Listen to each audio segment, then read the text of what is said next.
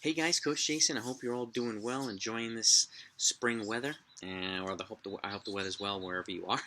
But I want to talk about improving your speed, and that doesn't necessarily mean your shorter races. That means your longer races. How do you get faster? Okay, period, in everything.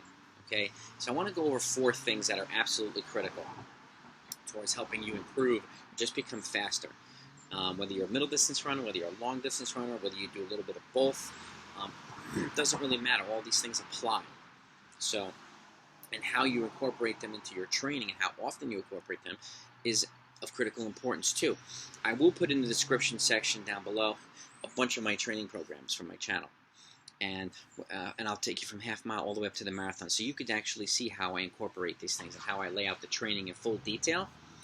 It's up to you to kind of decide whether you're a coach or an athlete, whether this looks right for you or your athletes. It's important to ascertain where everybody's fitness is and stuff like that.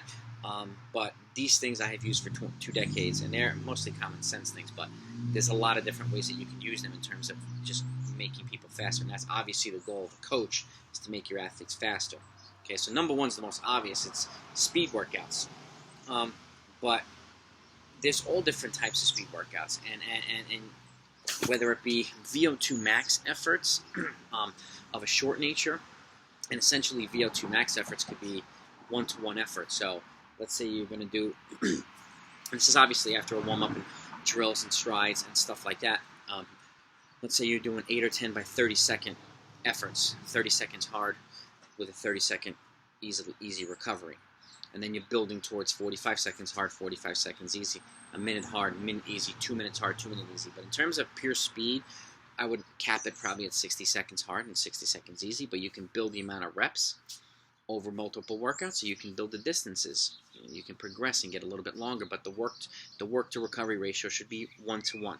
Okay, pure speed development. That's one way to do it. Another way is this is something I like to incorporate, whether it be strides, obviously and that strides all year, even during a base phase when you're doing just putting in the miles. And after about 4 weeks, I start incorporating some strides, whether it be 5 by 50 meter strides twice a week, and then you progress either towards 100 meters, towards 150s, however you feel is most appropriate. I actually go towards 550 meters on a slight hill, and then 550 meters on a flat another day. So both ways of incorporating speed development. But another thing I like to do is incorporating progression 150s, and I do this with a lot of folks. A progression 150 meters is 50 meters float into 50 stride into 50 sprinting. It's continuous. It's pure speed development, but it also teaches you changing gears to simulate increasing the intensity, increasing the speed of a finishing kick, no matter what type of race you're in. And you never really know what type of kick is going to be, is going to take place in a race. But this is a way of beating some of the kickers, as well as other things you could do as well. But those are great components of speed development. And again, there's a lot of them, whether it be 100 meters sprint efforts up a hill, 100 meters on a flat, or a hard 300-meter effort after a workout, maybe once a week or once every other week, just to simulate finishing the last 300 meters of a race. Incorporating speed efforts into a long run, or a regular run, or a progression run. There's a lot of different ways you can do it, and sometimes I'll incorporate a 30-second effort with a long run, one 30-second effort every mile, something like that, just to accelerate and go back into the pace, accelerate, go back into the race. So it teaches you to accelerate at any point in time during a run or a race, whether it's the beginning, the middle, or the end. So there's a lot of different ways you can do it, but that's one. Number two is increase your overall training volume. So let's say you're training at 50 miles, and I analyze training for folks, and I generally don't like to increase.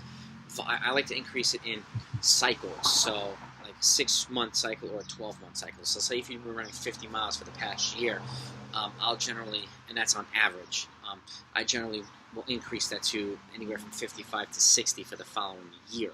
I won't go anywhere beyond that. I like to let the body adapt to the new volume of training.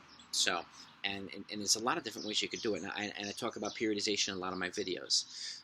Increasing volume and then staying there, seeing how the body responds. And then within that volume, then you modify the intensity within that volume. Because it's not only important to see how well you respond to higher volume, but higher intensity within that same volume. So, and again, no matter what you're training for. there's an adaptation phase for a lot of things. So increasing volume, and again, it's up to you to decide however you feel is most appropriate, but increasing volume is a way of putting more aerobic strength, and it's also a way of building speed through strength. And I talk about this as well, and it pertains to sprinters, whether you're a quarter miler or a marathoner.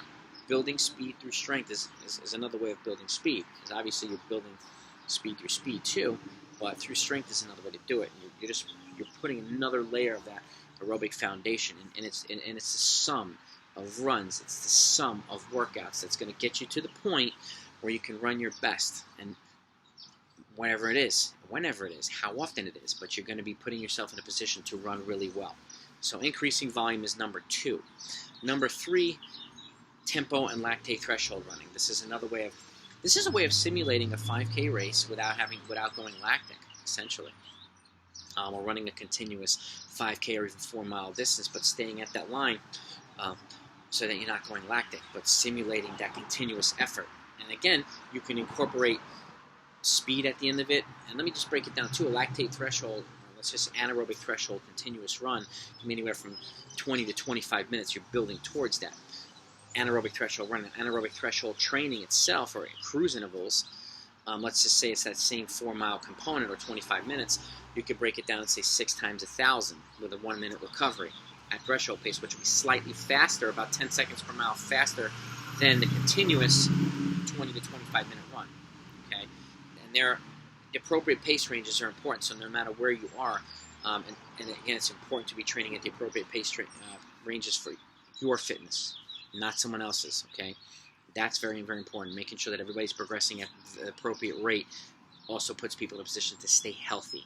And that's the other name of the game too. So I'll also put a couple of the videos down below. If you've been here before, you've probably seen it.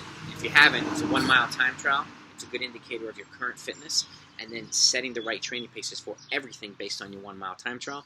If you haven't seen that video, or both of them, I highly encourage you to watch them, because I break it down from an 8-minute mile all the way down to a 4-minute mile in terms of the right training paces for easy runs, steady runs, workouts, threshold, everything you have. And I've done the numbers, I've done the math so that you don't have to. But it also gives you an idea of, okay, what do I need to do to progress from 8 minutes to 7 minutes, and the progression of paces and everything. You know exactly what you need to do. Okay, and I talk about the periodization as not increasing training paces until a race or a time trial indicates that you're ready to. Let the braces back up the training before you keep moving forward. That way you're reducing the risk of illness or injury or both. So tempo and lactate threshold running. Again, it could be a continuous lactate threshold, anaerobic threshold run, lactate threshold intervals, or it could be an aerobic threshold run as well, which is 30 to 60 minutes, but that's significantly slower than an anaerobic threshold continuous run. Now you're talking about maybe 30 to 40 seconds per mile slower. But again, it's still another way of getting better and getting faster, and it'll help you in the short races and the long races. So, and the last thing is hill repeats. Hill repeats is a great way of building leg strength, leg power, leg speed, but also in a bit of a less invasive way. Sometimes you can put our legs and our hamstrings at risk at top speed. You can risk injury, particularly in the pushing muscles, which we hamstring your glutes, your calves. We're running flat, all-out speed. You can simulate that by running hill repeats. You're not hitting top speed, but you're simulating as close to possible, while still building that strength and reducing the amount of risk. And you're still getting the same leg speed and leg power and development components. You're also getting the heart rate up a little bit higher too. So it's a much more anaerobic effort, particularly when the hills are short and steep. Longer, a little more gradual steep hill repeats would be a little bit more aerobically oriented, but at the same time, there's still another component of building strength, and how you put them into your training, where you put them into your training matters.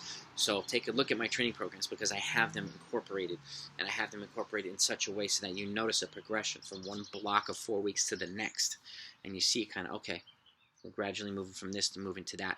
Okay, putting you in a position to run your best when it counts the most. So hill repeats is the fourth component. So I wanted to go over those 4 components today. So again, hill repeats, tempo and lactic threshold, or running, speed workouts, pure speed workouts, and increasing your overall training volume. They're all important. You can do them simultaneously. How you do it is how you lay out the training, and it's important to lay out the training so that you're allowing an adaptation phase for your athletes, of at least 4 to 6 weeks.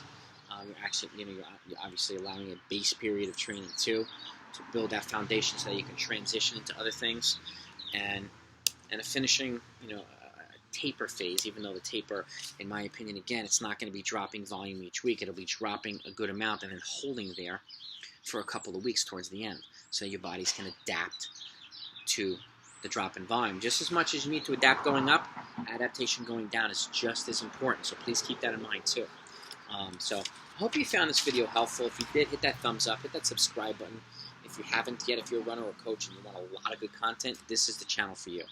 Okay, I'm going to talk about the next thing I want to talk about is the 4 types of runs that need to be in your training every single week. Okay, similar to this, but not the same. And actually every week or every 14 days, these things should absolutely be in your training cycle.